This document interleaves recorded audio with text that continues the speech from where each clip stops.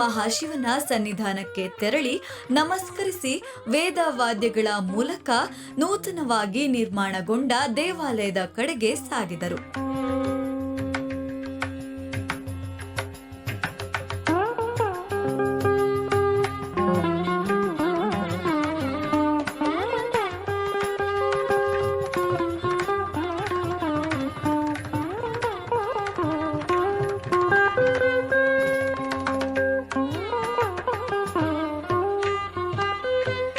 ದೇವಾಲಯದ ಮುಖ್ಯಸ್ಥರು ಸನ್ನಿಧಾನಗಳವರ ಪಾದಕಮಲಗಳಿಗೆ ಪೂಜೆಯನ್ನು ನೆರವೇರಿಸಿ ಸನ್ನಿಧಾನಗಳವರ ಕೃಪೆಗೆ ಪಾತ್ರರಾದರು.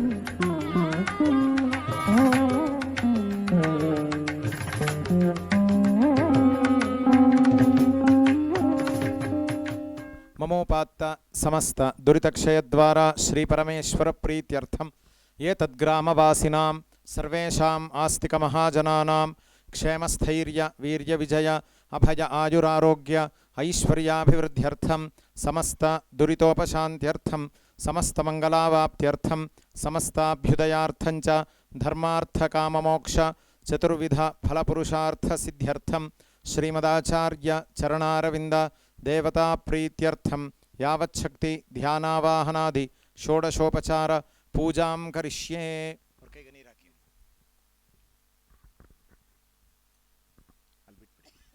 ಚೈತನ್ಯಂ ಶಾಶ್ವತಂ ಶಾಂತಂ ವ್ಯೋಮಾತೀತಂ ನಿರಂಜನಂ ನಾದಬಿಂದುಕಲಾತೀತಂ ತಸ್ಮೈ ಶ್ರೀಗುರವೇ ನಮಃ. ಶ್ರೀಮದಾಚಾರ್ಯ ಚರಣಾರವಿಂದಾಭ್ಯಾಂ ನಮಃ. ಧ್ಯಾಯಾಮಿ ಶ್ರೀಮದಾಚಾರ್ಯ ಚರಣಾರವಿಂದಾಭ್ಯಾಂ ನಮಃ. ಆವಾಹಯಾಮಿ ಆಸನಂ ಕಲ್ಪಯಾಮಿ. ಪಾದಾರವಿಂದಯೋಃ ಪಾದ್ಯಂ ಪಾದ್ಯಂ ಸಮರ್ಪಯಾಮಿ. ಹಸ್ತಯೋಃ ಅರ್ಘ್ಯಮರ್ಘ್ಯಂ ಸಮರ್ಪಯಾಮಿ. ಮುಖೇ ಆಚಮನೀಯಮಾಚಮನೀಯಂ ಸಮರ್ಪಯಾಮಿ. ಸ್ನಪಯಾಮಿ. ಪ್ರೋಕ್ಷಣೆ ಮಾಡಿ. ಓಂ ಆಪೋಹಿಷ್ಠಾಮಯೋ ಭುವಸ್ತಾನ ಊರ್ಜೇ ದಧಾತನ ಮಹೇರಣಾಯ ಚಕ್ಷಸೇ ಯೋ ವಶಿವತಮೋರಸಸ್ತಸ್ಯ ಭಾಜಯತೆ ಹನಃ ಉಶತೀರಿವ ಮಾತರಃ ತಸ್ಮಾ ಅರಂಗಮಾಮಪೋಜಸ್ಯ ಕ್ಷಯಾ ಜಜಿನ್ವಥ ಆಪೋ ಜನಯಥಾಚನಃ. ಶ್ರೀಮದಾಚಾರ್ಯ ಚರಣಾರವಿಂದಾಭ್ಯಾಂ ನಮಃ. ಶುದ್ಧೋದಕಸ್ನಾನಂ ಸಮರ್ಪಯಾಮಿ. ವಿಷ್ಣವೇ ನಮಃ. ಮಧುಸೂದನಾಯ ನಮಃ. ತ್ರಿವಿಕ್ರಮಾಯ ನಮಃ. ವಾಮನಾಯ ನಮಃ. ಶ್ರೀಧರಾಯ ನಮಃ. ಹೃಷಿಕೇಶಾಯ ನಮಃ. ಪದ್ಮನಾಭಾಯ ನಮಃ. ದಾಮೋದರಾಯ ನಮಃ. ಸಂಕರ್ಷಣಾಯ ನಮಃ. ವಾಸುದೇವಾಯ ನಮಃ. ಪ್ರದ್ಯುಮ್ನಾಯ ನಮಃ. ಅನಿರುದ್ಧಾಯ ನಮಃ. ಪುರುಷೋತ್ತಮಾಯ ನಮಃ. ಅಧೋಕ್ಷಜಾಯ ನಮಃ. ನಾರಸಿಂಹಾಯ ನಮಃ. ಅಚ್ಯುತಾಯ ನಮಃ. ಜನಾರ್ದನಾಯ ನಮಃ. ಉಪೇಂದ್ರಾಯ ನಮಃ. ಹರಯೇ ನಮಃ. ಶ್ರೀಕೃಷ್ಣಾಯ ನಮಃ. ಶ್ರೀಮದಾಚಾರ್ಯ ಚರಣಾರವಿಂದಾಭ್ಯಾಂ ನಮಃ. ನಾಮ ಪೂಜಾಂ ಸಮರ್ಪಯಾಮಿ.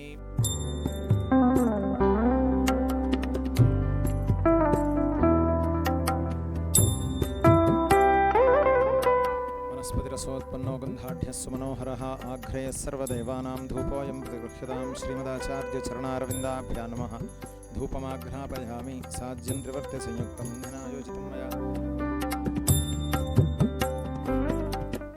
ॐ हिरण्यपात्रं मधोः पूर्णं ददाति मधव्योऽसानेति एकधा ब्रह्मण उपहरति एकधैव यजमान आयुस्तेजो दधाति श्रीमदाचार्यचरणारविन्दाभ्यां नमः।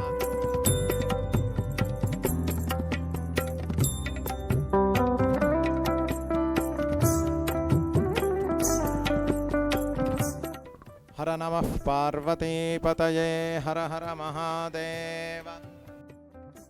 यो वेदादौ स्वरः प्रोक्तो वेदान्ते च प्रतिष्ठितः तस्य प्रकृतिलीनस्य यः परः स महेश्वरः। श्रीमदाचार्यचरणारविन्दाभ्यां नमः। मन्त्रपुष्पं समर्पयामि। वीतरागं विवेकिनं वन्दे वेदान्ततत्त्वज्ञं विधुशेखरभारतीम् उपचारपूजा समर्पयामि। अनया पूजया श्रीमदाचार्यचरणारविन्द देवताः प्रीयन्ताम्।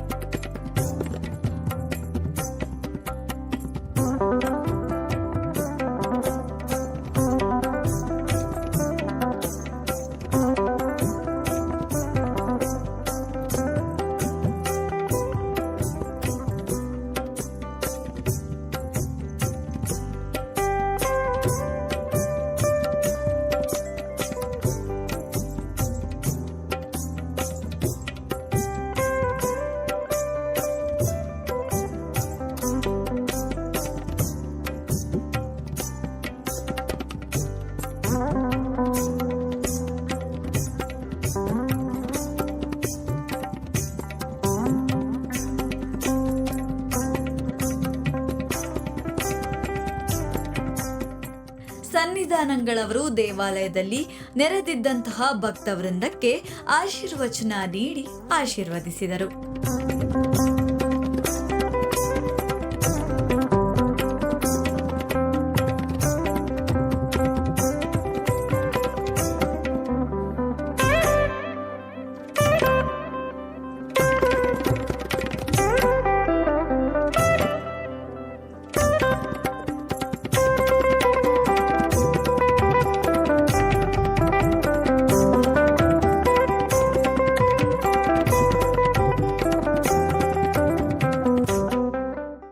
श्रुतिस्मृतिपुराणानाम् आलयं करुणालयं नमामि भगवत्पादशङ्करं लोकशङ्करं।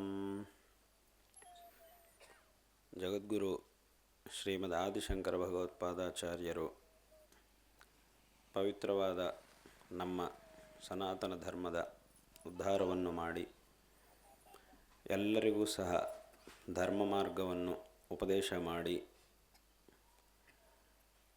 ಎಲ್ಲರಿಗೂ ಶ್ರೇಯಸ್ಸನ್ನು ಅನುಗ್ರಹಿಸಿದರು. ನಮ್ಮ ಧರ್ಮದ ಸಂಸ್ಥಾಪನೆಯನ್ನು ವಿಶೇಷವಾಗಿ ಮಾಡಿ ಲೋಕಾನುಗ್ರಹವನ್ನು ಮಾಡಿದಂತಹ ಮಹಾಪುರುಷರು. ನಮ್ಮ ಸನಾತನ ಧರ್ಮವು ಏನು ಹೇಳ್ತಾ ಇದೆ, ಪ್ರಧಾನವಾಗಿ ಇದರ ಒಂದು ಸಾರಾಂಶವೇನು ಅಂತ ಕೇಳಿದರೆ ಭಗವದಾರಾಧನೆ ಮತ್ತು ಪರೋಪಕಾರ. ಇದನ್ನೇ ನಮ್ಮ ಸನಾತನ ಧರ್ಮವು ಹೇಳ್ತಾ ಇರುವುದು. ಈ ಎರಡು ವಿಷಯಗಳನ್ನು ಹೇಳುವುದಕ್ಕಾಗಿಯೇ ಅತ್ಯಂತ ವಿಸ್ತಾರವಾಗಿ ವೇದಗಳಲ್ಲಿ, ಶಾಸ್ತ್ರಗಳಲ್ಲಿ, ಪುರಾಣಗಳಲ್ಲಿ, ಇತಿಹಾಸಗಳಲ್ಲಿ, ಸಮಸ್ತ ನಮ್ಮ ಭಾರತೀಯ ವಾಂಗ್ಮಯದಲ್ಲೇ ಈ ಎರಡು ವಿಷಯಗಳನ್ನು ಹೇಳುವುದಕ್ಕಾಗಿಯೇ ವಿಸ್ತಾರವಾಗಿ ಇದಕ್ಕೆ ಸಂಬಂಧಪಟ್ಟಂತಹ ಅನೇಕ ವಿಧವಾದಂತಹ ವಿಷಯಗಳನ್ನು ಹೇಳಿದ್ದಾರೆ. ಭಗವಂತನ ಆರಾಧನೆ ಮಾಡಬೇಕು ಅಂತಂದರೆ ಮೊದಲು ಭಗವಂತ ಅಂದರೆ ಯಾರು, ಆ ಭಗವಂತನ ಸ್ವರೂಪ ಏನು, ಭಗವಂತನ ಸ್ವಭಾವ ಏನು, ಮತ್ತು ಭಕ್ತ ಯಾವ ರೀತಿಯಾಗಿ ಭಗವಂತನ ಆರಾಧನೆ ಮಾಡಬೇಕು, ಹೇಗೆ ಮಾಡಿದರೆ ಭಗವದ್ ಅನುಗ್ರಹ ನಮಗೆ ಪ್ರಾಪ್ತವಾಗುತ್ತೆ ಇತ್ಯಾದಿ ಎಲ್ಲ ವಿಷಯಗಳನ್ನು ತಿಳ್ಕೊಳ್ಳಬೇಕಾದಂತಹ ಅವಶ್ಯಕತೆ ಇರುತ್ತೆ. ಭಗವದಾರಾಧನೆ ಮಾಡಬೇಕು ಅಂತ ಹೇಳಿದಾಗ ಅದನ್ನು ಯಾವ ರೀತಿಯಾಗಿ ಮಾಡಬೇಕು ಅನ್ನುವುದನ್ನು ತಿಳ್ಕೊಳ್ಳುವಂತಹ ಒಂದು ತಿಳ್ಕೊಳ್ಳಬೇಕಾದ ಅವಶ್ಯಕತೆ ಇದೆ. ಅದನ್ನು ನಮಗೆ ತಿಳಿಸುವುದಕ್ಕೋಸ್ಕರ ವೇದಗಳು, ಪುರಾಣಗಳು, ಶಾಸ್ತ್ರಗಳು ಇದೆಲ್ಲವೂ ಸಹ ಬಂದಿದೆ.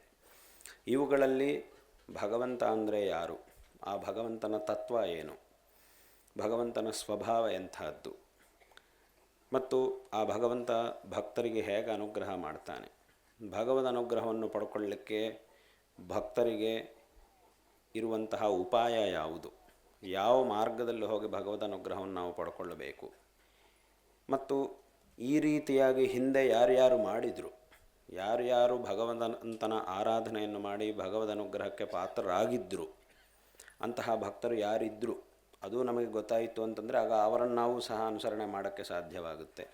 ಹಾಗಾಗಿ ಅದು ಯಾರು, ಆ ರೀತಿಯಾಗಿ ಆದವರು ಯಾರು, ಈ ಎಲ್ಲ ವಿಷಯಗಳ ಬಗ್ಗೆಯೂ ತಿಳ್ಕೊಳ್ಬೇಕಾದಂತಹ ಅವಶ್ಯಕತೆ ಇದೆ. ಇವುಗಳನ್ನು ಹೇಳುವುದಕ್ಕಾಗಿಯೇ ವಿಸ್ತಾರವಾಗಿ ಶಾಸ್ತ್ರಗಳು ಈ ಎಲ್ಲ ಗ್ರಂಥಗಳಲ್ಲೂ ಪ್ರತಿಪಾದನೆ ಮಾಡಿದ್ದಾರೆ. ಅದೇ ರೀತಿಯಾಗಿ ಪರೋಪಕಾರ ಮಾಡಬೇಕು ಅಂತಂದರೆ ಪರೋಪಕಾರ ಅನ್ನುವುದು ಯಾರಿಂದ ಸಾಧ್ಯವಾಗುತ್ತೆ, ಯಾರು ಸತ್ಪುರುಷರಾಗಿರ್ತಾರೋ ಅಂಥವರಿಂದ ಪರೋಪಕಾರ ಅನ್ನೋದು ಸಾಧ್ಯವಾಗುತ್ತೆ. ಪರೋಪಕಾರವನ್ನು ಮಾಡುವಂತಹ ಮನುಷ್ಯರನ್ನೇ ಸತ್ಪುರುಷರು ಎಂಬುದಾಗಿ ಹೇಳುವುದು. ಅಂತಹ ಸತ್ಪುರುಷರು ಯಾರು, ಅವರ ಜೀವನ ಶೈಲಿ ಹೇಗಿರುತ್ತೆ, ಅವರು ಯಾವ ರೀತಿಯಾಗಿ ಉಪಕಾರವನ್ನು ಮಾಡುತ್ತಾರೆ, ಇದರ ಬಗ್ಗೆ ಎಲ್ಲ ಹೇಳಲಿಕ್ಕೆ ಮತ್ತು ಅವರ ಜೀವನದಲ್ಲಿ ಅನೇಕ ವಿಧವಾದಂತಹ ಸಂದರ್ಭಗಳು ಬಂದಾಗ ಅವರು ಯಾವ ರೀತಿಯಾಗಿ ನಡ್ಕೊಂಡಿದ್ರು ಇತ್ಯಾದಿ ವಿಷಯಗಳ ಬಗ್ಗೆ ನಾವು ತಿಳ್ಕೊಳ್ಬೇಕಾದಂತಹ ಅವಶ್ಯಕತೆ ಇದೆ. ಅಲ್ಲೂ ಸಹ ಸತ್ಪುರುಷರು ಅಂತಿದ್ದ ಮೇಲೆ ದುಷ್ಟರು ಅನ್ನುವರು ಇದ್ದೇ ಇರ್ತಾರೆ. ಆ ದುಷ್ಟರು ಹೇಗಿರ್ತಾರೆ, ಅವರು ಯಾವ ರೀತಿಯಾಗಿ ನಡ್ಕೊಳ್ತಾರೆ, ಬೇರೆ ಬೇರೆ ಸಂದರ್ಭಗಳಲ್ಲಿ ಬೇರೆಯವರ ಜೊತೆಗೆ ಹೇಗೆ ನಡ್ಕೊಳ್ತಾ ಇರ್ತಾರೆ, ಅವರ ಸ್ವಭಾವ ಹೇಗಿರುತ್ತೆ ಅದನ್ನು ಸಹ ತಿಳ್ಕೊಳ್ಬೇಕಾದ ಅವಶ್ಯಕತೆ ಇದೆ. ಸತ್ಪುರುಷರು ಹೇಗಿರ್ತಾರೆ ಅನ್ನುವುದನ್ನು ತಿಳ್ಕೊಳ್ಳುವುದು ಅವರ ಹಾಗೆ ನಾವು ಸಹ ನಡ್ಕೊಳ್ಳಿಕ್ಕೆ, ದುಷ್ಟರು ಹೇಗಿರ್ತಾರೆ ಅನ್ನೋದನ್ನು ತಿಳ್ಕೊಳ್ಳುವುದು ಯಾಕೆ ಅಂತಂದರೆ ಅವರ ಹಾಗೆ ನಾವಿರಬಾರದು ಅನ್ನೋದಕ್ಕೋಸ್ಕರ. ಅವನು ಮಾಡಿದ ಹಾಗೆ ನಾವು ಮಾಡಬಾರದು. ಅವನು ಆ ರೀತಿಯಾಗಿ ಮಾಡಿದ್ರಿಂದ ಕೊನೆಗೆ ಅವನಿಗೆ ಪತನ ಆಯಿತು, ವಿನಾಶ ಆಯಿತು.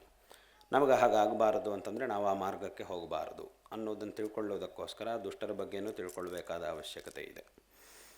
ಹಾಗಾಗಿ ನಾವು ಸತ್ಪುರುಷರಾಗಿ ಈಗ ಭಗವಂತನ ಆರಾಧನೆ ಮಾಡಿ ಜೀವನವನ್ನು ಸಾರ್ಥಕ ಮಾಡಿಕೊಳ್ಳಬೇಕು ಅಂದರೆ ಮೊದಲು ಭಗವಂತ ಅಂದರೆ ಯಾರು ಇತ್ಯಾದಿ ವಿಷಯಗಳ ಬಗ್ಗೆ ತಿಳ್ಕೊಳ್ಳಬೇಕು. ಅದೇ ರೀತಿಯಾಗಿ ಸತ್ಪುರುಷರ ಹಾಗೆ ಜೀವನವನ್ನು ನಡೆಸಬೇಕು ಅಂತಂದರೆ ಸತ್ಪುರುಷರು ಹೇಗೆ, ಅವರ ಜೀವನ ಹೇಗೆ ಇತ್ಯಾದಿಗಳನ್ನು ತಿಳ್ಕೊಳ್ಳಬೇಕಾಗಿರುತ್ತೆ. ಹಾಗಾಗಿ ಇದು ಎಲ್ಲವುದನ್ನೂ ಸಹ ನಮಗೆ ವಿಸ್ತಾರವಾಗಿ ಮತ್ತು ನಮಗೆ ಚೆನ್ನಾಗಿ ಅರ್ಥ ಆಗುವಂತೆ ಅನೇಕ ವಿಧವಾದಂತಹ ಉಪಾಖ್ಯಾನಗಳ ಮೂಲಕವಾಗಿ ನಮಗೆ ತಿಳಿಸುವುದಕ್ಕೋಸ್ಕರವೇ ಸಮಸ್ತವಾದಂತಹ ಸನಾತನ ಧರ್ಮದ ವಾಂಗ್ಮಯವು ಅನೇಕ ವಿಧವಾಗಿ ಈ ವಿಷಯಗಳನ್ನು ನಮಗೆ ಉಪದೇಶ ಮಾಡ್ತಾ ಇದೆ. ಹಾಗಾಗಿ ಇಂತಹ ವಿಷಯಗಳನ್ನೇ ಶಂಕರ ಭಗವತ್ಪಾದಾಚಾರ್ಯರು ಅವತಾರ ಮಾಡಿ ಎಲ್ಲರಿಗೂ ಸಹ ಈ ಒಂದು ಧರ್ಮದ ತತ್ವವನ್ನು ಉಪದೇಶ ಮಾಡಿ ಎಲ್ಲರಿಗೂ ವಿಶೇಷವಾದಂತಹ ಅನುಗ್ರಹವನ್ನು ಮಾಡಿದರು. ಹಾಗಾಗಿ ನಾವು ಜೀವನದಲ್ಲಿ ಭಗವಂತನ ಆರಾಧನೆ ಮತ್ತು ಸಾಧ್ಯವಾದಷ್ಟು ನಮ್ಮಿಂದ ಇನ್ನೊಬ್ಬರಿಗೆ ಉಪಕಾರವನ್ನು ನಾವು ಮಾಡಿದರೆ, ಒಂದು ವೇಳೆ ಉಪಕಾರ ಮಾಡಲಿಕ್ಕಾಗದೇ ಇದ್ದರೂ ಅಪಕಾರವನ್ನಾದರೂ ಮಾಡದೇ ಇರಬೇಕು. ಉಪಕಾರ ಮಾಡೋಕ್ಕಾಗುವುದಿಲ್ಲ, ನಮಗೆಲ್ಲ ನಮ್ಮ ಹತ್ರ ಅಷ್ಟೆಲ್ಲ ಸಾಮರ್ಥ್ಯ ಇಲ್ಲ, ನಮಗೇನು ಬೇಕೋ ಅಷ್ಟು ಮಾತ್ರ ಇದೆ ನಮ್ಮ ಹತ್ರ, ನಮಗೆ ಬೇಕಾದಷ್ಟು ನಮಗಿದೆ ಹೊರತು ಬೇರೆಯವರಿಗೆಲ್ಲ ಕೊಡಬೇಕು ಅಂತಂದರೆ ಅದಷ್ಟು ಸಾಮರ್ಥ್ಯ ನಮಗಿಲ್ಲ ಅಂತಂದರೆ ಪರವಾಗಿಲ್ಲ, ಬೇಜಾರು ಮಾಡಿಕೊಳ್ಳೋ ಅವಶ್ಯಕತೆ ಇಲ್ಲ. ಇನ್ನೊಬ್ಬರಿಗೆ ತೊಂದರೆ ಮಾಡದೇ ಇದ್ದರೆ ಸಾಕು, ಅದೇ ದೊಡ್ಡ ಉಪಕಾರ ಆಗುತ್ತೆ. ಆದ್ದರಿಂದ ಈ ರೀತಿಯಾಗಿ ಜೀವನ ನಡೆಸಿದರೆ ಅವನು ಎಲ್ಲಿ ಬೇಕಾದರೂ ಇರಲಿ, ಅವನು ನಿಜವಾದಂತಹ ಸನಾತನ ಧರ್ಮ ಅನುಯಾಯಿ ಅಂತ ಅನ್ನಿಸ್ಕೊಳ್ತಾನೆ. ನಿಜವಾದಂತಹ ಸನಾತನ ಧರ್ಮ ಅನುಯಾಯಿ ಅಂತ ಯಾರು ಅನ್ನಿಸ್ಕೊಳ್ತಾನೆ, ಯಾರು ಈ ರೀತಿಯಾಗಿ ಜೀವನ ನಡೆಸ್ತಾನೋ ಅವನು ನಿಜವಾದಂತಹ ಸನಾತನ ಧರ್ಮ ಅನುಯಾಯಿ. ಆದ್ದರಿಂದ ಇದನ್ನು ನಮ್ಮ ಧರ್ಮವು ನಮಗೆ ಹೇಳಿಕೊಡ್ತಾ ಇದೆ. ಶಂಕರ ಭಗವತ್ಪಾದಾಚಾರ್ಯರು ಈ ವಿಷಯವನ್ನೇ ನಮಗೆ ಉಪದೇಶ ಮಾಡ್ತಾ ಇದ್ದಾರೆ. ಭಗವತ್ಪಾದರು ತಮ್ಮ ಗ್ರಂಥಗಳಲ್ಲಿ ಅನೇಕ ವಿಧವಾಗಿ ಭಗವಂತನ ಸ್ವರೂಪವನ್ನು ವರ್ಣನೆ ಮಾಡಿದ್ದಾರೆ.